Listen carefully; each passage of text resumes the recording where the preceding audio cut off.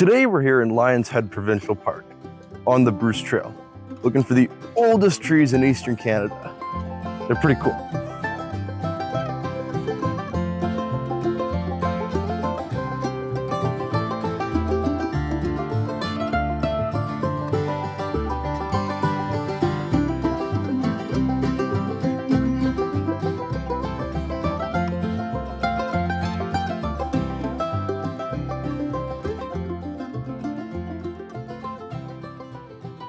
All right, these trees are old.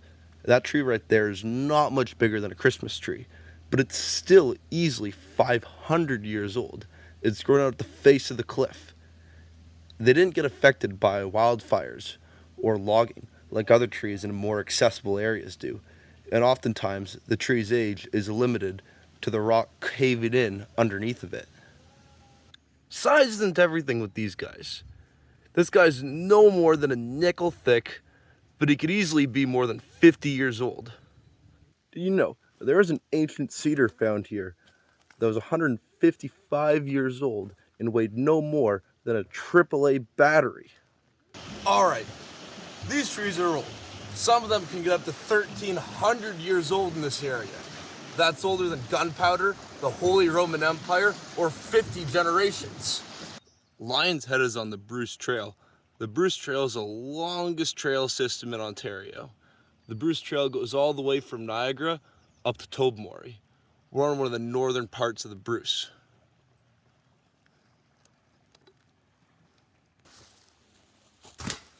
Now, depending where you live, eastern white cedars are a common sight, but they don't typically grow older than 300 years, and they grow relatively straight up and down. But that's what makes these trees special. All right, so the Niagara Escarpment has the oldest dwarf cedars in Ontario, but it's not the only place that has dwarf cedars. The French River and Lake Superior also has these trees. All they really need is just an area where resources are scarce, they're relatively undisturbed, and a harsh environment. Now these trees are old. Their age often depends on the rocks crumbling around them. Now you might be wondering why there's so much rocks around here, but this area was carved out by the glacier, exposing all the bedrock around it during the last ice age. All right, see that tree there?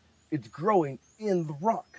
It's getting bashed by the Georgian Bay every storm that comes in, and with limited resources and nutrients, it just can't grow as big and fast as like some other trees would.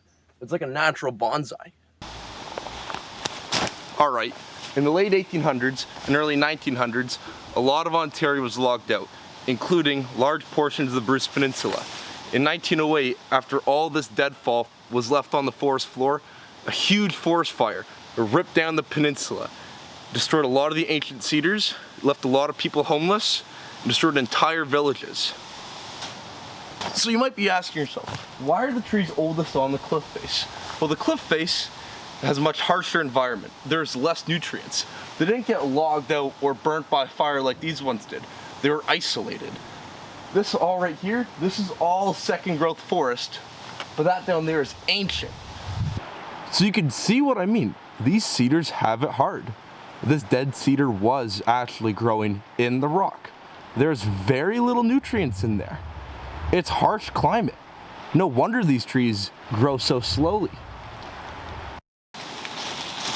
So, these trees are mostly protected in the area, but disturbances from hikers, rock climbers, people chopping wood for firewood, and illegally collecting them for bonsais are actually still a big threat here.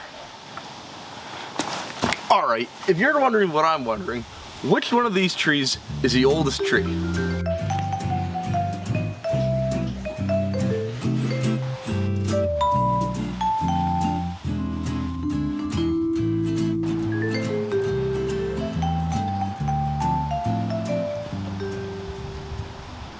Well, I don't quite know where this tree is, but it is in this forest. Its location hasn't been disclosed. If people knew where the tree was, it would be disturbed. These trees don't do well being disturbed. It takes a very long time for them to grow, and it doesn't take long for them to die. And if people knew where it was, it wouldn't be around for long. All right, My grandfather told me a story growing up. When he was around my age, the age of these trees was not widespread knowledge yet.